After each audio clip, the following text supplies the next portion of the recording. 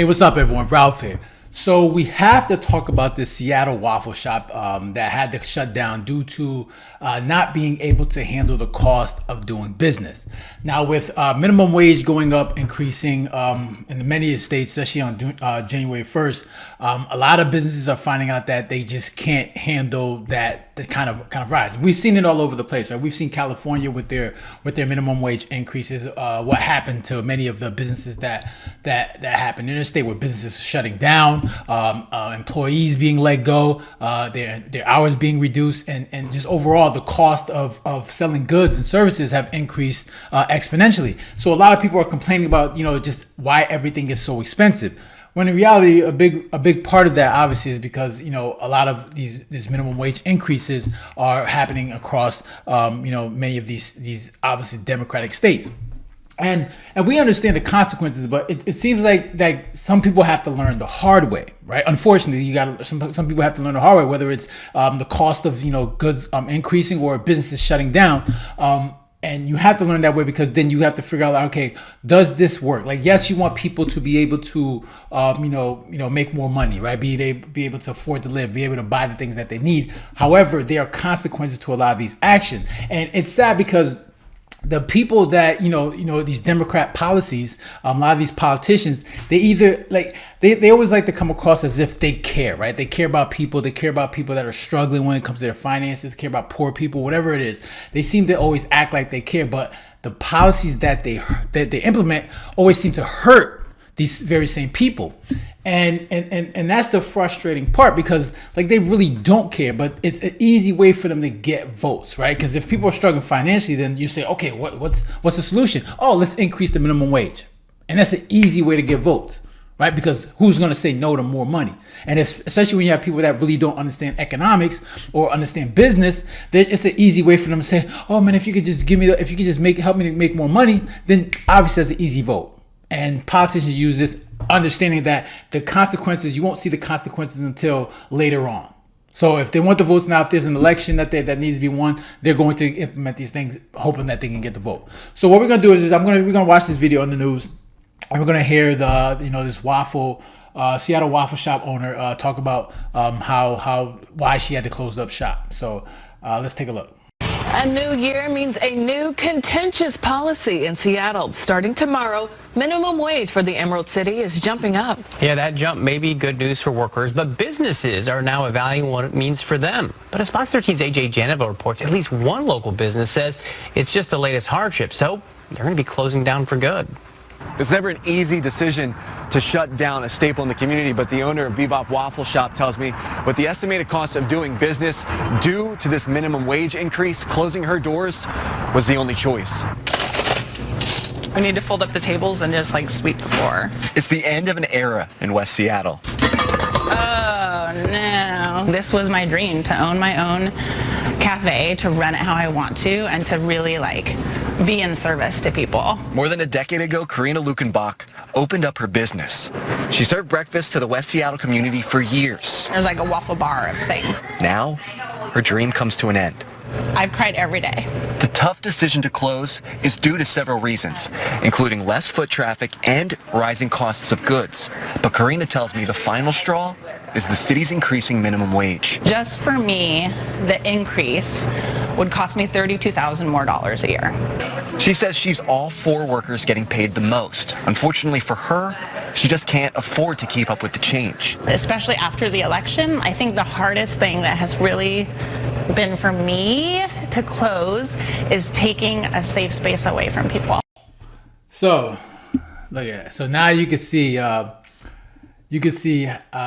she probably voted, right?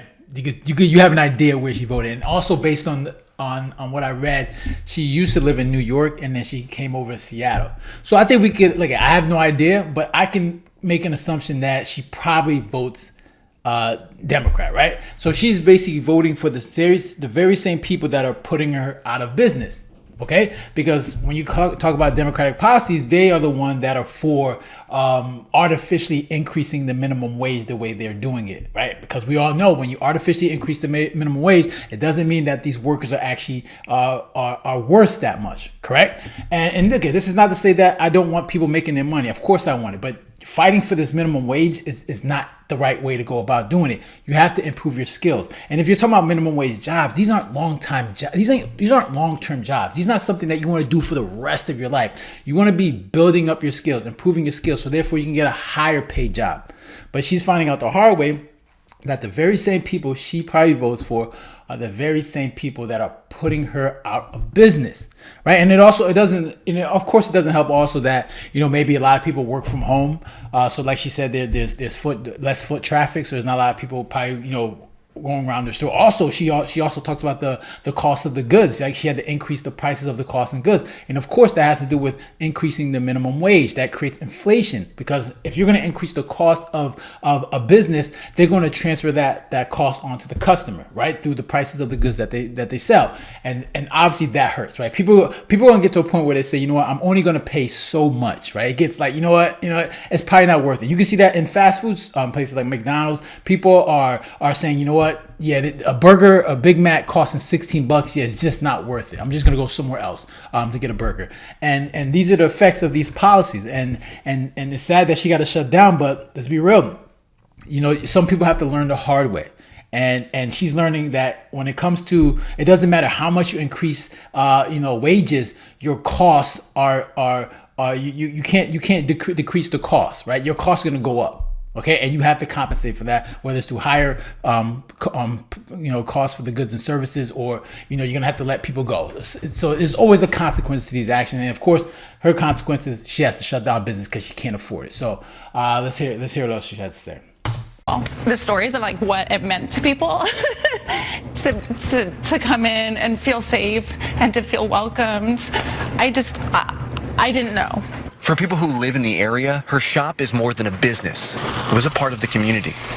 Happy that, in a way, that a friend may have less stress in her life. While a decade of waffles is already wrapped, for one last night, it's alive again as Karina rings in the new year and its new changes with her West Seattle family and friends. But we're going out celebrating because I'm really, really proud of what I did. For businesses that provided tips to their employees, the minimum wage change is a 20% increase from what they were paying before. Seattle's minimum wage now is $4 more than the rest of the state. Reporting in Seattle, I'm AJ Janavel, Fox 13 News. And this is the thing, right? A lot of people when it comes to these minimum wage increases, right? Like big stores, big companies, big businesses can handle that kind of increase, that kind of cost, right? That increase in cost. But however, these small businesses can't do that, right? They have such a small margin when it comes to their profits. So when you increase their cost the way they do, they only have so much customers, right? So if they're not getting making the profit that they're going to make, and you increase the cost the way they do, the only result is going out of business, or obviously reducing your staff.